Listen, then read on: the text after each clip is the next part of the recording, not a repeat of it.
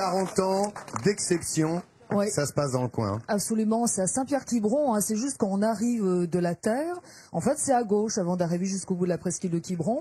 Et effectivement, c'est l'école de voile nationale de voile et des sports nautiques Bègue-Rohu de Saint-Pierre-Quiberon. Elle est née en 1965, donc ça fait un bail. Et c'est vraiment une très grosse école. Tous les grands champions sont passés par là. Et tous les futurs grands champions passeront forcément par là aussi. Alors ça dépend du ministère du Sport, ce qui effectivement le différencie des autres écoles. Et nous sommes allés passer une journée dans cet établissement. Alors là-bas, on ne se marche pas sur les palmes, puisque le parc fait quand même 7 hectares. Et évidemment, je ne vous parle pas de la mer. Et quand certains s'éclatent sur l'eau, d'autres travaillent à l'ombre. Paul Yachkin prépare en amont toutes les infos de navigation pour les Jeux de Londres cet été. Car c'est à l'École nationale de voile que s'entraînent régulièrement les équipes olympiques. Le plan d'eau de la baie de Weymouth n'a plus de secret pour Paul. Bon, pour faire simple, un bateau ne peut pas remonter tout droit face au vent, donc il est obligé de tirer des bords. Et la stratégie avant le départ, c'est de choisir est-ce que c'est plutôt favorable du côté droit ou du côté gauche du plan d'eau.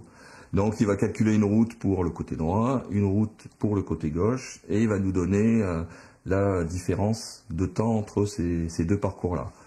Et c'est cette différence de temps, est-ce que c'est 20, 10, 30 secondes, 1 minute, 2 minutes, qui va permettre aux coureurs de peser un petit peu l'influence du courant sur son choix de trajectoire. Là.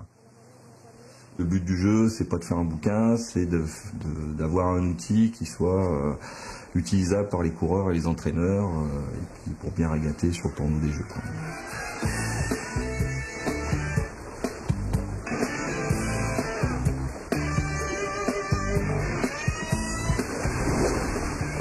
Les Jeux de Londres n'ont pas encore débuté que déjà ici on pense à ceux de Rio. Sur le plan d'eau de Saint-Pierre-Quiberon, les catamarans filent en équipage mixte, la nouvelle discipline pour 2016. On n'est même pas encore dans la préparation olympique, on est juste dans chacun d'entre eux s'essaye avec quelqu'un d'autre pour savoir avec qui il pourrait éventuellement postuler pour rentrer en équipe de France, ce qui n'est pas encore le cas. La vérité sort un peu du groupe, quoi. Donc le but, c'est de faire travailler le groupe pour que le groupe échange et que chacun donne son point de vue et que le petit truc qu'a trouvé l'un d'entre eux puisse être testé par les autres et ainsi de suite, quoi.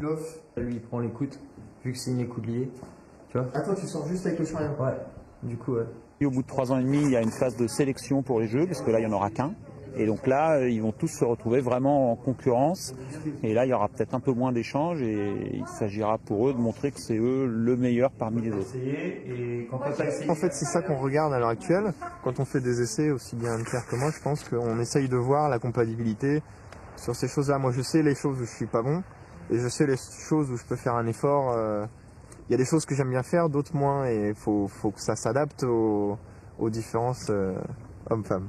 Ouais, non, mais le but, c'est de trouver la personne la plus complémentaire possible et qui corresponde au gabarit aussi, qui va bien, et voilà, quoi.